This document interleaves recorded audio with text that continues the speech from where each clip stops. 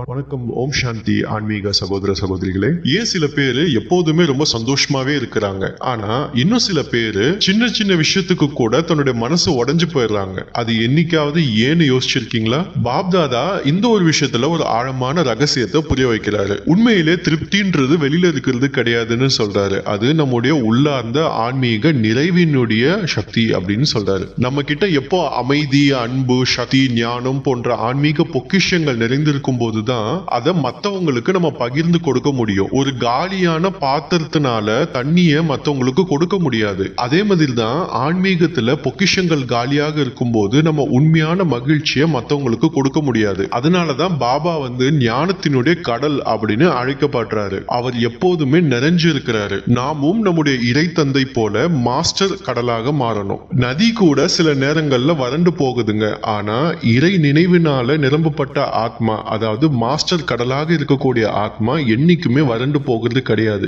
ஏன்னா கடல் என்னைக்குமே வற்றி போகிறது இல்ல. இன்னைக்கு சில நிமிஷம் உங்களை நீங்களே கேட்டு பாருங்க. நான் எடுப்பவனா இல்லனா எப்பொழுதும் கொடுப்பவனா? எப்போ நம்முடைய உள்ளம் நிறைந்திருக்கிறதோ அப்பொழுது நம்முடைய வாழ்க்கை எப்போதுமே திருப்தியாகவும் மகிழ்ச்சியாகவும் மலரும். நல்லது.